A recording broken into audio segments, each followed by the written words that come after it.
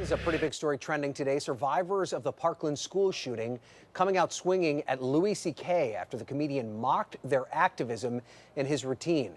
Take a listen to this leaked audio from the set performed in December, and we should warn you, it may be offensive. They testified in front of Congress, these kids? Like, what the f***? What are you doing? You're young. You should be crazy. You should be unhinged. Not in a suit saying, I'm here to tell you. You're not interesting. Because you went to a high school where kids got shot? Why does that mean I have to listen to you? How does that make you interesting? You didn't get shot. You pushed some fat kid in the way. And then now I got to listen to you talking? So there's a pretty strong reaction to this. One survivor of the Parkland shooting tweeting this in response.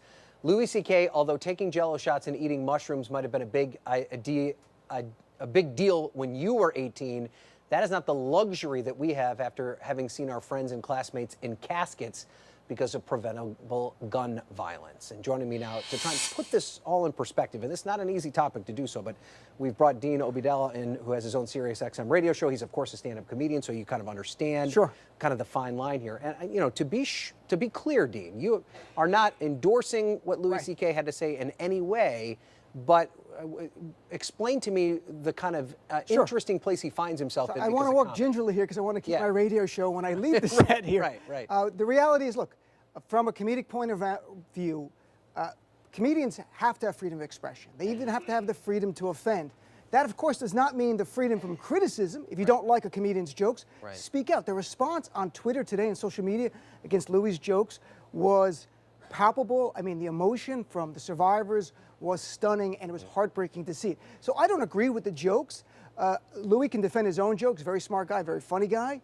But when you're a celebrity and you're under the glare of the spotlight, you should know that if you're going to do a joke like this, there's going to be a backlash, and there should be. People, if you don't like a comedian's jokes, change the channel. Don't support them. Speak out. But to me, the way that if you don't like someone's speech, be comedy or speech, is more speech. Some on Twitter literally want to silence the guy. To me, that's what that goes beyond the line. The people get offended on the left and the right to jokes. Silencing comedians because they're talking about topics of the day, even if it's upsetting, is the wrong response. Well, here's what another comedian, Judd Apatow, had to say about it. He said, quote, "This hacky, unfunny, shallow routine is just a symptom of how people are afraid to feel empathy.